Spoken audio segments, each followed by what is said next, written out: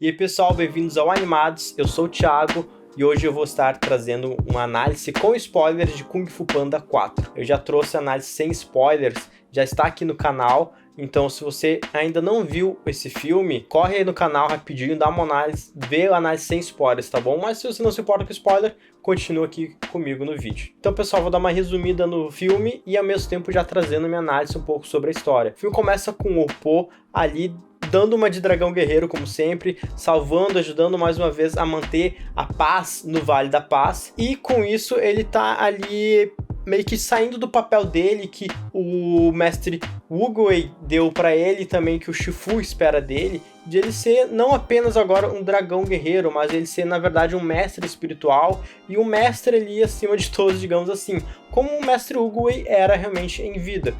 Então pensa comigo ali no primeiro filme, que o mestre Oogway estava vivo, ele era o mestre, ali basicamente o sábio que ia dar conselhos pro Shifu, mas o Shifu que treinava os Cinco Furiosos, e o Shifu com os seus pupilos, digamos assim, que já eram mestres em Kung Fu, mas ainda assim eram pupilos do Shifu, Kung Fu, Shifu, ficar misturando tudo, mas enfim, eles que mantinham a paz ali quando tinha que entrar em ação, eles que entravam em Oogway, a última vez que se saiba, ali pelos filmes, que ele tinha entrado em ação, era a vez lá do Tai Lung, isso há anos atrás. Pensa ali que deu tempo de Tigresa aparecer, não digo nascer, não sei se a Tigresa nasceu depois do Tai Lung ser banido ou não, mas da Tigresa aparecer e crescer, então isso pelo menos lá 20 anos atrás, talvez, pelo menos uns 10, 15 anos atrás, que o Oogway tinha entrado em ação. E o Shifu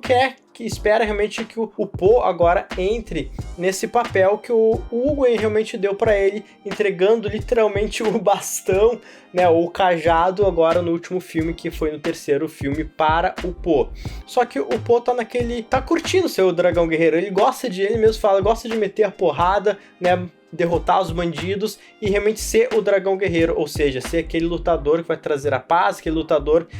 que vai estar realmente lutando, não só não um ícone apenas espiritual, mas um ícone ali que inclusive mostra que tá meio que curtindo a fama e tal, mas que vai cair no soco com o pessoal ali e com isso ele vai trazer a paz ali todo o ambiente. Enquanto que o Po está nesse conflito, o Shifu pede para ele então ele escolher o próximo dragão guerreiro, porque ele tem que passar o bastão também de dragão guerreiro para ele se tornar esse mestre espiritual e esse conselheiro ali do Vale da Paz. Só que o que acontece é que não tem outros guerreiros sendo treinados basicamente no dojo, digamos assim, do Shifu e do Po agora, e os Cinco Furiosos, eles dão uma explicação no filme, mas sim, os Cinco Furiosos acabam não aparecendo no filme ali como personagens atuantes, eles vão aparecer lá no final do filme, apenas meio que como uma ponta, realmente, nem falam nada, Eu não cheguei a pesquisar definitivamente isso, mas o que deu a entender, desde que eu vi nos trailers, eu vi, poxa, tá sem a presença dos Cinco Furiosos, é que a DreamWorks realmente não quis pagar o cachê do elenco de dublador Os Cinco Furiosos, em que entre eles está personagens de alto escalão, como o Jack Chan, o Jack Black,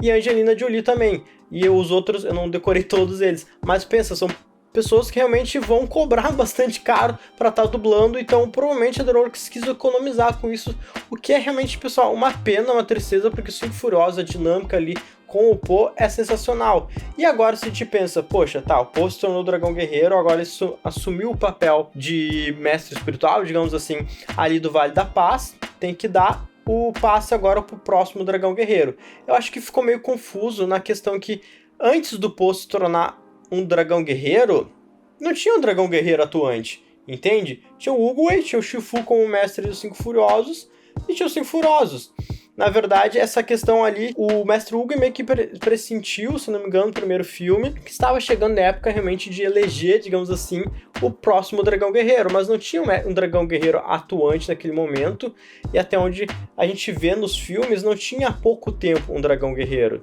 entende? Então para mim fica meio confuso, e também que a gente para pensar, poxa, quem seria os próximos na fila para se tornar o principal guerreiro ali daquele universo? alguns dos 5 Furiosos, óbvio, porque um deles, inclusive, que iam ser eleitos como Dragão Guerreiro no primeiro filme e deu aquele acidente, né? Mas como a gente sabe, acidentes não acontecem. Então acho que eles pecaram nessa questão, pessoal, porque eles acabaram desvalorizando os 5 Furiosos e acabou se tornando toda essa trama desse filme. Eu não sei se já estava planejado, eu sei que tem mais 2 filmes planejados, se não me engano, desde o primeiro filme que já estavam planejados história para os 6 filmes, mas eu apostaria alto de que a história desse filme, a história original desse filme foi sim alterada do Kung Fu Panda 4, para que entre a personagem depois ali da Raposa. Então isso já é uma primeira crítica ali que eu tenho, essa questão que, poxa, os 5 Furiosos acabam aparecendo lá no final, quando meio que já está elegido um Dragão Guerreiro, que foi um personagem novo, que a gente não tem tanta conexão quanto os 5 Furiosos, quanto o Po, quanto com o Shifu. Até a parte ali de eleger, que o Shifu meio que obriga o Po a eleger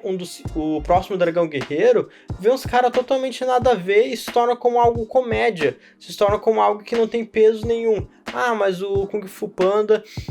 são filmes de comédia, até o Po se tornar um Dragão Guerreiro foi meio que em forma de piada, né, o que acontece lá no primeiro filme, eu concordo. Só que a cerimônia ali em si não é algo comédia, não é algo que qualquer um podia entrar e se eleger. Não, tinha pessoas já que estavam sendo treinadas há muito tempo e, a princípio, dentro delas queriam realmente aparecer o próximo Dragão Guerreiro e aconteceu toda a história, né, da trama do primeiro filme, que não vou contar aqui nesse momento. Mas prosseguindo agora com a história, pra gente não ficar só nesse ponto, mas é que eu quis dar bastante ênfase nessa falta, né, e falta de importância e falta da presença também dos 5 Furiosos que esse filme acabou não colocando. A história acaba acontecendo ali que surge a Camaleoa como um inimigo e o Dragão Guerreiro, né, o Po, resolve fazer a última aventura dele, que ainda tá em dúvida de quem escolher como Dragão Guerreiro, ele não sabe o que fazer ainda da vida dele, ele não quer se tornar um mestre espiritual, quer ser o Po que ele acabou se tornando nos últimos 3 filmes, que o cara que cai ali no soco para resolver os problemas, não ser um conselheiro, que tem várias piadas sobre, dar conselhos, não sei o que, né, aquelas frases de efeito, digamos assim, tem várias piadas sobre isso que ficam bem legais realmente, e ele sai nessa aventura junto com a Raposa, que se mostra primeiro como uma bandida, basicamente, né, uma ladra, enfim, mas o Po pede ajuda dela para chegar até a Camaleoa, porque ela é alguém ali que realmente tem os contatos e sabe onde é que tá essa presença. O que acontece é que num reino, agora não lembro, na parte do reino, enfim, do sul ou do norte, eu não lembro a geografia, a Camaleoa tá cada vez crescendo mais poder e dominando ali, eles têm medo que isso acabe atingindo toda a China, né, normalmente eles falam, ou o Vale da Paz ali também. Então o Po vai nessa missão e a gente vê do correr do filme essa interação entre a Raposa e o Po, e é legal como um meio que vai somando no outro, enquanto que o Po começa a mostrar pra Raposa de que ela pode ser mais também do que ela tá sendo no momento, mais que uma bandida, ela pode se crescer, né? Isso faz aquele paralelo com a semente do pessegueiro, que é um elemento que eu achei bem legal, que trouxeram desde lá do primeiro filme, que fala do potencial da semente do pessegueiro. A semente é só uma semente em si. Se você jogar ela fora ou deixar em cima do chão aqui de uma laje, não vai acontecer nada, mas se tu estimular ela corretamente, tu vai plantar ela e ela pode se tornar um pessegueiro e dar muitos frutos e novas sementes de pêssego. Isso é uma parábola, basicamente, que é trazida no primeiro filme, e eu gostei que trouxeram novamente esse elemento, né, agora também no quarto filme, justamente no momento que estão escolhendo um novo Dragão Guerreiro. Percebe que o Po começa a enxergar realmente a Raposa como talvez essa semente, essa árvore a se desabrochar, ou no caso, brotar e crescer, enfim, e frutificar, etc. Então é legal essa interação, sim, com o Po e a Raposa. Eu acho que a história da Raposinha em si, como foi mostrada nela, a gente acompanha a história dela, que foi criada nas ruas, criada no meio dos bandidos, né, que na verdade ela era basicamente uma órfã, não tinha como sustentar na cidade que ela estava, e a Camaleoa acabou acolhendo ela, dando mais oportunidades para ela, só que de uma forma errada, né, na bandidagem, né, na mentira. A Camaleoa ensina a lei das ruas, né, tem as 3 leis da rua ali, ou 4, enfim, que a Camaleoa passa pra Raposa e mostra um caminho de sucesso, digamos assim, mas de bandidagem. A Camaleoa é um personagem realmente bastante cruel, e a história da Raposa eu gostei que foi bem desenvolvida. O problema também é que a história da Camaleoa foi muito corrida e a gente não conseguiu se apegar no personagem no sentido que, por exemplo, o primeiro vilão do primeiro filme, o Tai Lung, é contado todo o background dele, contado as motivações, ele não é alguém mal por ser mal, na verdade ele quer ser o dragão guerreiro, quer ser o principal ícone do Kung Fu naquela região. E ele é motivado a fazer isso, ele não vai, por exemplo, ele poderia na Batalha dos Cinco Furiosos ter realmente acabado com a vida deles ali, mas ele não faz isso, apenas derrota. Ele quer se mostrar o melhor no Kung Fu, basicamente. No segundo filme, a gente tem, né, o Lord Shen, que ele é um cara mau realmente, daí sim, é um cara psicopata, mas a gente mostra também, mas o filme te mostra também as motivações dele, seja elas piores que sejam, mas mostra toda a história, um pouco do background também, quais são as motivações dele, por mais que sejam motivações totalmente psicopatas. No terceiro filme também mostra a questão aí do mestre, que ele era um parceiro, inclusive, do Hugo, mas teve um desentendimento, eu não lembro agora se é Mestre Toro, não lembro o nome exatamente, e mostra mais uma vez as motivações e toda a forma de crescimento que fez que ele chegasse até aquele ponto. Então são personagens muito melhores construídos do que a Camaleoa foi. Então a história da Camaleoa poderia ter sido mais desenvolvida, porque de certa forma é que ela parece que é apenas alguém má por ser má. A gente teve, por exemplo, o Lord Shen, que ele era um psicopata realmente, mas a gente entendia toda a história, a trajetória dele, e realmente era um psicopata e encaixava como vilão. A Camaleoa não é uma psicopata, é uma pessoa má que quer dominar as coisas meio que porque sim. Tem uma motivação que é mostrada, eu acho que até que ficou bem explicado, e eu acho, como eu disse na análise, inclusive sem spoilers, que a gente não pode olhar para a obra apenas nela só no sentido de ação, comédia e se divertir. Claro, o ponto principal é ver o filme e se divertir, isso sempre eu vou defender. Mas a gente consegue ver meio que um paralelo, inclusive, com o Po. Por que a Camaleoa fala? Ah, fui rejeitada porque eu era pequena, porque eu era baixinha, ninguém quis me ensinar Kung Fu, porque eu era estranha, não sei o que. Então eu peguei outro caminho, que no filme é o caminho da feiticeria, basicamente, de agora conseguir poder de outra forma e com esses poderes conseguir cumprir meu objetivo e tá pegando poderes de outros mestres agora para aprender o Kung Fu. Então ela foi alguém que estava basicamente na situação do Po. Pensa que ele era um Po, só que o Shifu rejeitou 100%. Em nenhum momento do primeiro filme o Shifu teria mudado a mentalidade dele mesmo para começar a treinar o Po, por mais que o Shifu não acreditasse 100% nas habilidades físicas do Po. Então a Camaleoa foi alguém que foi totalmente rejeitado, não fala quem que rejeitou ela, mas eu acho legal que faz esse paralelo, meio que mostrando, ó, ele não vai ser, o Po nunca ia ser uma tigresa, o Po nunca ia ser um Shifu, o Po nunca ia ser um louva-a-Deus, o Po é o Po, ele tem o próprio estilo de luta dele, que ele usa o corpo dele maior, usa a barrigada, como eu comentei também, né, é um elemento engraçado, usa às vezes até a forma dele atrapalhada, a motivação por comida muitas vezes, mas é uma forma de luta que funciona, né, contextualizando ali no universo do Kung Fu Panda, só que a questão é que cada um tem um potencial realmente de ser algo diferente, mostrando ali a questão, mas fala um pouco sobre bullying, basicamente, nessa questão, não quero entrar muito nessa parte filosófica também, mas o filme como obra em si é bem divertido, é muito bem produzido, como eu já comentei na análise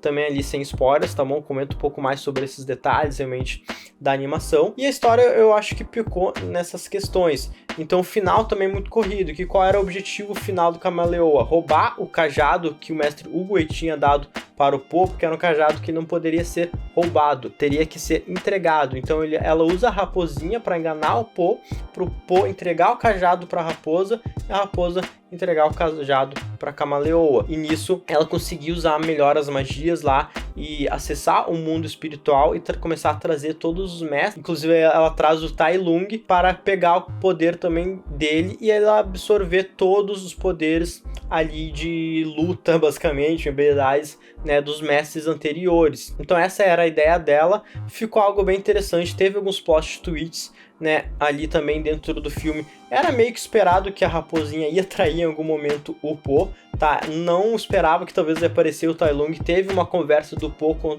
o Tai Lung também. Eu acho que poderiam ter dado mais tempo de tela para esse Tai Lung, mas o que eu achei legal é que no final a gente vê que na verdade o Po é superior a todos os mestres que estão ali. Ele